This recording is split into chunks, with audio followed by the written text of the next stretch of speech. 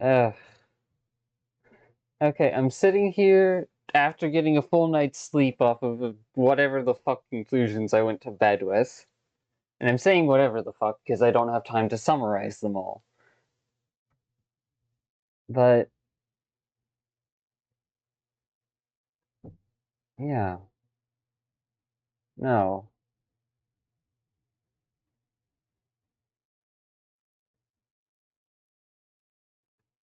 Ugh.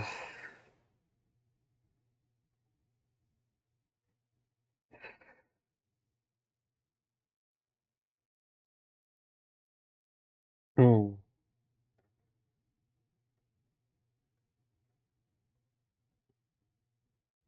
No, I'm just thinking about everything, thinking about my own experience, and thinking about how it may have felt and what it may have been like for the other person.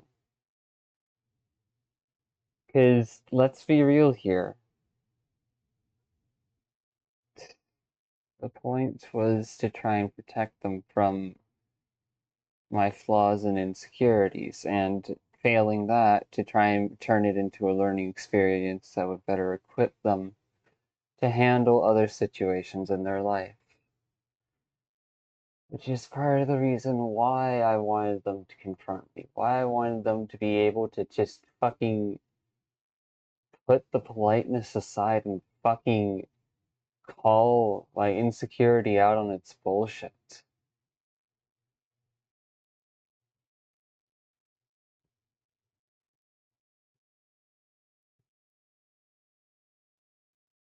Because even if I was trying to do good, even if I was trying to restrain myself and fight the fucking psychological, well,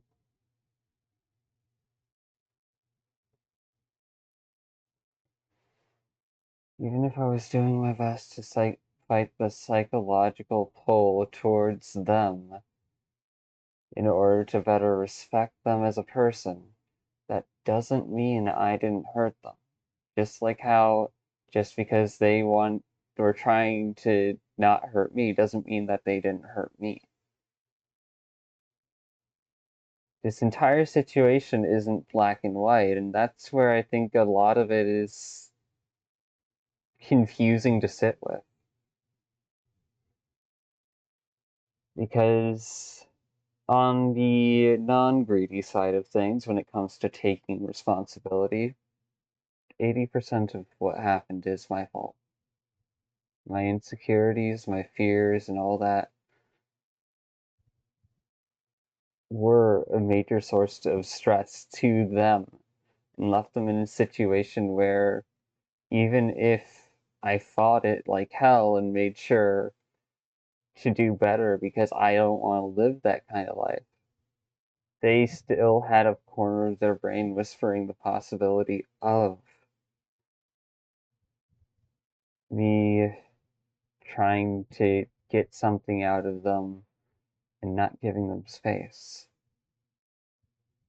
I still recognized that that was a possibility that they were considering.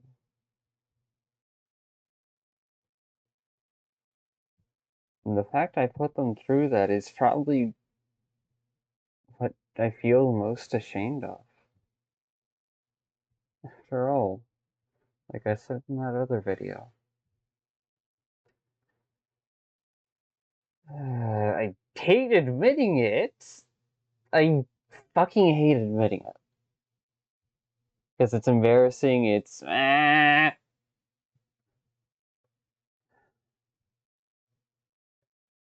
had I thought they would accept it, our emotional state back when we tripped and fell hard for them was enough to where we would have made them our world. But the reality is, they wouldn't have wanted that. They never would have asked for that.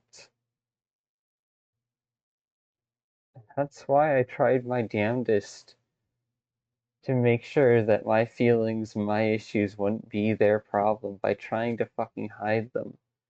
Sure, I maybe should have just said flat out, hey, I'm just fell head over heels for you, and I want you to be able to fucking bonk me over the head and make sure that at in my moments of insecurity, you're making it clear that you're not tolerating this.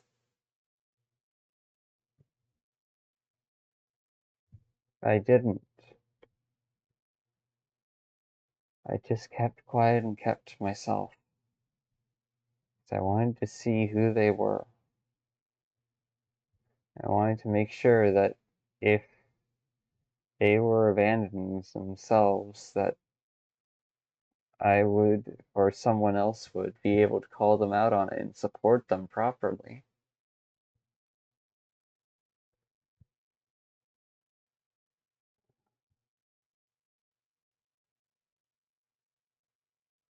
It's weird when you think about it, because on one hand, I was so focused on being responsible and trying to respect the other person that I shoved my own half of the insecurity and attachment onto Trace, amplifying her attachment towards them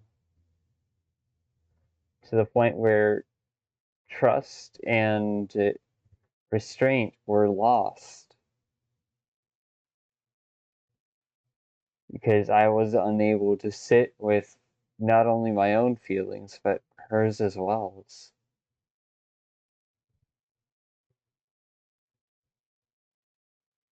Yeah, this is a no. They try their best, and I've done what I can, but ultimately, I did get tricked into messing with apathy space. I did get poisoned by the very thing I wish to fight. And I don't get to run away from that. Even if I don't get to hold it over my head like a fucking guillotine either.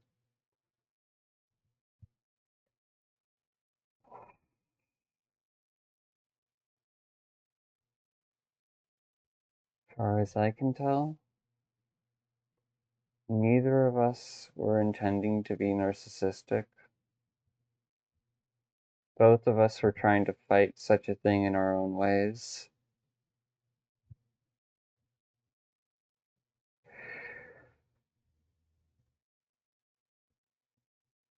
It was more likely an avoidant and anxious dynamic pair, wherein they're not comfortable with heavy talks or emotional closeness. Meanwhile, we're too tuned in to our own emotional state and wanting to talk about it.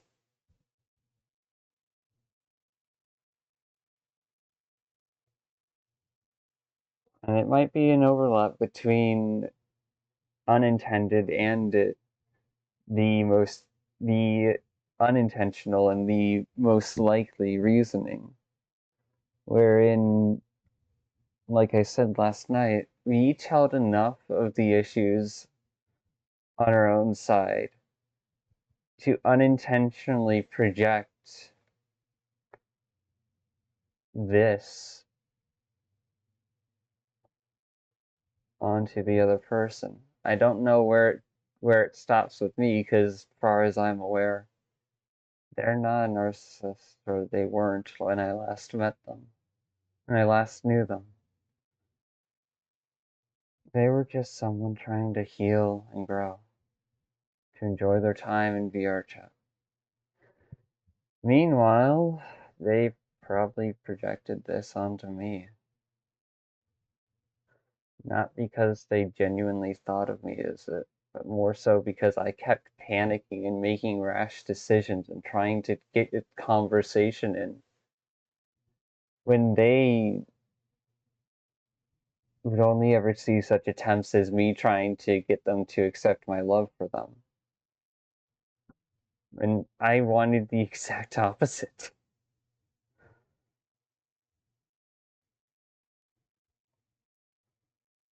I wanted them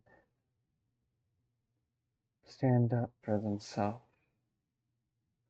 Though it may have been selfish and short-sighted and immature,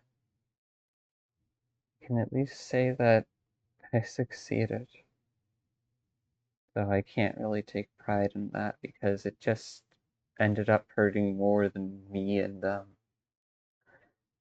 It hurt an entire friend group that we both cared about.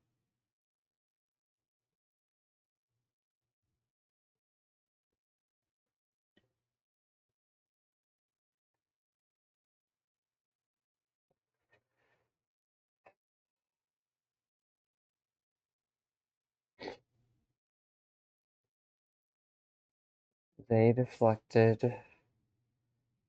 I tried to goad them into attacking so as to try and cut the tension instead of letting it continue building up.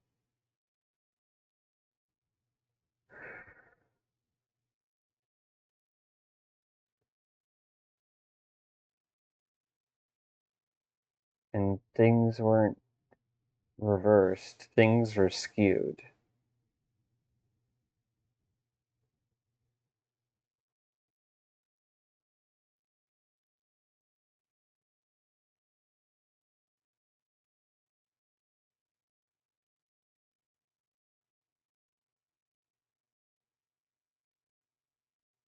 80% my fault. 90% if I want to be greedy and take something that isn't mine. In responsibility.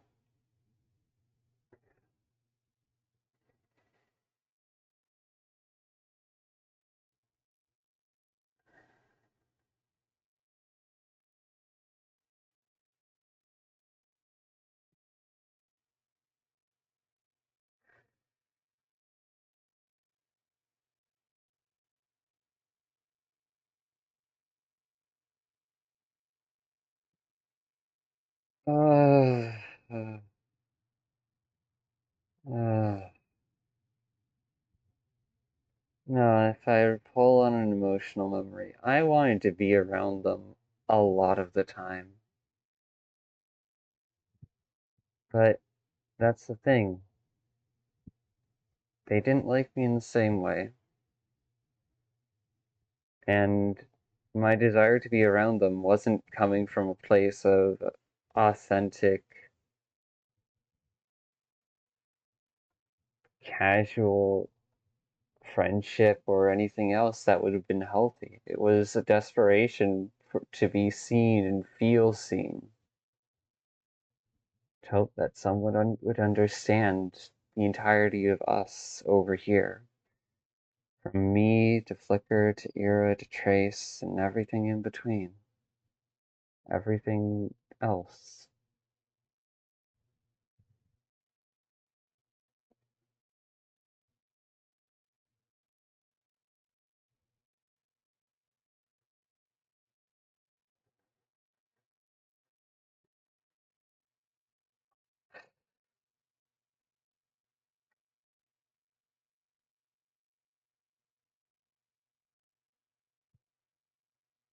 Now, the reason why I got pulled back into these feelings, this internal conflict over what happened, what didn't, how much was my fault, how much wasn't. Was I honest? Was I not? Is because I unintentionally ended up having to explain to someone about why I wouldn't be joining that dense storks social group. Because let's be real, there's still people I care about who are around that person, and I try my best to just enjoy the company of the people I care about. Because the person A isn't available to me and should not be available to me. And B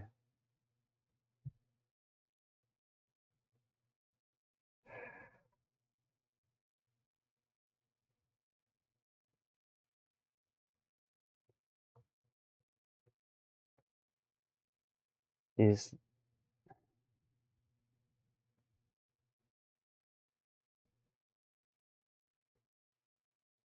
It's a whole thing of wanting to have my cake, the social home I thought was there, but also eat it too, where I can just move on and not deal with this situation because the other person clearly didn't want to deal with it either.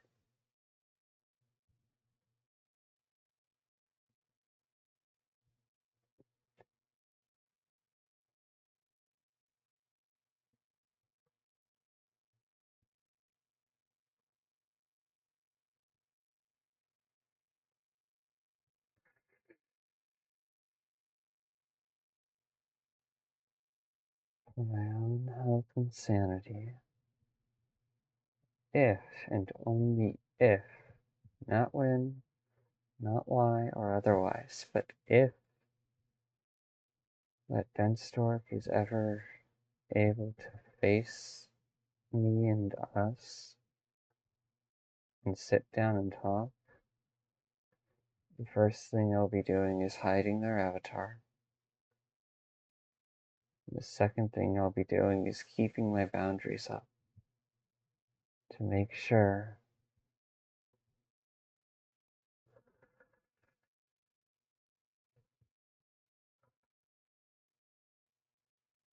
that they understand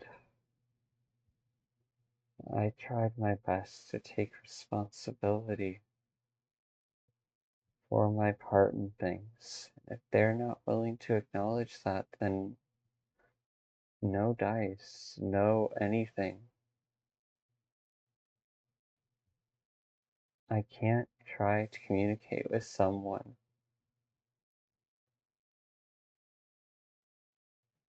who tries to use me as a scapegoat